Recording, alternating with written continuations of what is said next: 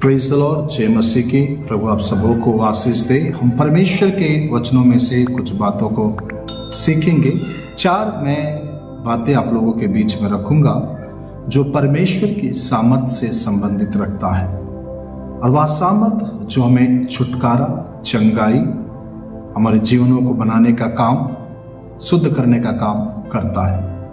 और इन 4 बातों को आप अवश्य ही सुने और पूरा वीडियो जरूर देखें, क्योंकि परमेश्वर का ये वचन है। ध्यान से सुने और समझने की कोशिश कीजिए। मैं आपके लिए परमेश्वर के वचनों में से कुछ बातों को बताऊंगा। यशायाह नबी की पुस्तक, उसका अध्याय 5, उसका 13 पद में बड़े स्पष्ट रीति से लिखा हुआ है। मैं आप लोगों के लिए पढ़ दूं। इसलिए अज्ञानता के कारण मेरी प्रजा बंधुआई में जाती है, उसके प्रतिष्ठित पुरुष भूखों मरते और साधारण लोग प्यास से व्याकुल होते हैं। यानी हमको इस बात को समझने की जरूरत है। अज्ञानता के कारण परमेश्वर के लोग बंधुआई में जा रहे हैं, या अधिकांश लोग जो प्रभु पर विश्वास रखे हैं वे भी अज्ञानता के कारण आज भी अपने जीवन बंधुआई में जी रहे हैं। वे स्वतंत्र तो कहलाते हैं, परंतु कई लोग आज भी स्वतंत्र नहीं हैं, पाप के गुलाम में अपने जीवन को व्यतीत कर रहे हैं। मेरे प्रियो, मैं 4 बातें आप लोगों के लिए रखूंगा और संक्षिप्त में उन बातों को मैं आपके सामने लेकर आने की कोशिश करूंगा। पहली बात जिसके द्वारा सामर्थ्य प्रकट होती है वो है यीशु का नाम। यीशु के नाम में हम सब कुछ कर सकते हैं, ये बाइबल बड़े स्पष्ट रीति से कहता है।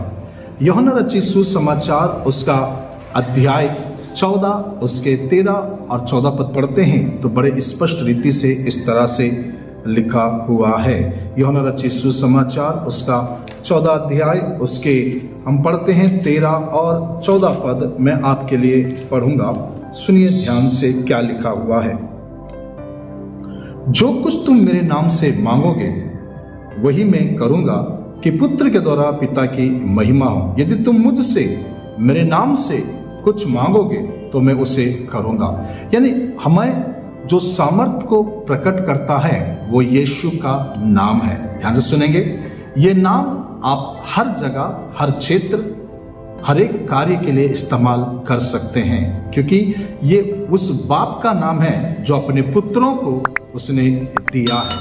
ध्यान से सुने और समझने की कोशिश करें। यह वह नाम है जो स्वर्गीय पिता ने अपने पुत्रों को दिया है, ताकि इस नाम का हम हर एक जगह इस्तेमाल कर सके, ताकि इस नाम के आगे हम देखते हैं आकाश में, पृथ्वी पर और पृथ्वी के नीचे सभी लोग घुटने टेकते हैं। वो यीशु नाम है। और इस नाम के बारे में अगर मैं बताऊं, बहुत सी ऐसी बातें हैं जिसे हम जान सकते हैं, लेकिन संक्षिप्त में मैं आपको बताना चाहता हूं, परमेश्वर की सामर्थ को जो प्रकट करता है वो यीशु का नाम है।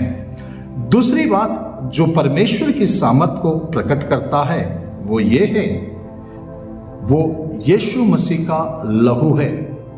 और यीशु मसीह का लहू हर प्रकार के पापों से, अपराधों से हमें छुटकारा प्रदान करता है। हम देखते हैं पहला पत्रस की पत्री, उसका पहला अध्याय, उसके 18वें पद मैं आपके लिए पढ़ना चाहूंगा। पहला पत्रस की पत्री अध्याय 1, उसके 18 और 19वां पद में इस तरह से लिखा हुआ है। सुनेंगे ध्यान से।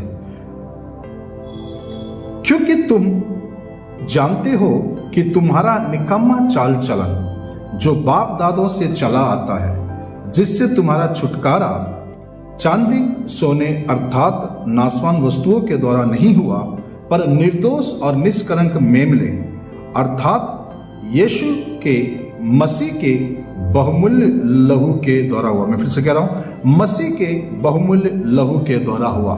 यानी परमेश्वर की जो सामर्थ्य प्रकट करता है वो यीशु मसीह का लहू है। हम देखते हैं, हम अक्सर जब प्रार्थना करते हैं यीशु के लहू को हम बाड़ा के रूप में इस्तेमाल करते हैं। यीशु का लहू हमें परमेश्वर के क्रोध से बचाता है। यीशु का लहू शैतान की चालों से हमें बचाता है। यीशु का वह लहू जो हाबिल के लहू से भी उत्तम बातें करता है। यीशु का वह लहू जो सनातन आत्मा के द्वारा परमेश्वर के सामने चढ़ाया गया है। और मैं आपसे कहना चाहूंगा, परमेश्वर की सामर्थ यीशु के नाम के द्वारा प्रकट होता है, यीशु के लहू से प्रकट होता है। और तीसरी जो बात है जो परमेश्वर की सामर्थ को प्रकट करता है वो है परमेश्वर का वचन, क्योंकि परमेश्वर के वचन में बनाने की सामर्थ है या क्रिएट करने की शक्ति है। मैं आपसे कहना चाह रहा हूं, इफिसियों की पत्री उसके 5वें अध्याय उसके 26वें पद में बड़े स्पष्ट रीति से लिखा हुआ है, यह बोलकर जल के स्नान से। और तो और हम देखते हैं पहला पत्रस की पत्री उसका 1:23 में वहां इस तरह से लिखा है, क्योंकि तुमने नासमान नहीं पर अविनाशी बीज से परमेश्वर के जीवित और सदा ठहरने वाले वचन के द्वारा नया जन्म पाया है। मैं आपसे कहना चाहता हूं, नया जन्म पाया है। और कहता है यहां पर परमेश्वर का जो वचन है, जब हम इस वचन को क्लेम करते हैं, जब इस वचन को हम लोगों के सामने उच्चारण करते हैं, जब इस वचन को हम बार बार दोहराते और बोलते हैं, तब हम परमेश्वर की सामर्थ को प्रकट होते हुए देखते हैं। क्योंकि बाइबल बड़े स्पष्ट रीति से कहता है, अपने बड़े नाम से ज्यादा अपने वचन को उसने महत्व दिया है। Praise the Lord, hallelujah. अपने बड़े नाम से ज्यादा अपने वचन को महत्व दिया है। जब की सामर्थ परमेश्वर के वचन के द्वारा प्रकट होता है।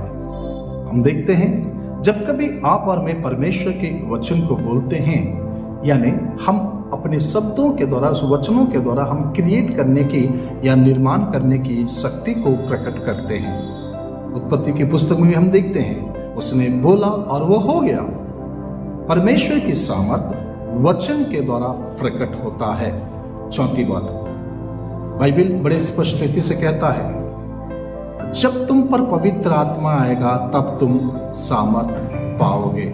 मतलब प्रेरितों के काम उसका अध्याय 1 उसके 8वें पद में बड़े स्पष्ट रीति से लिखा हुआ है, जब तुम पर पवित्र आत्मा आएगा तब तुम सामर्थ पाओगे। यानी परमेश्वर की आत्मा सामर्थ की आत्मा है। इन 4 बातों को आप जरूर याद रखें। पहली बात, यीशु का नाम परमेश्वर की सामर्थ को प्रकट करता है।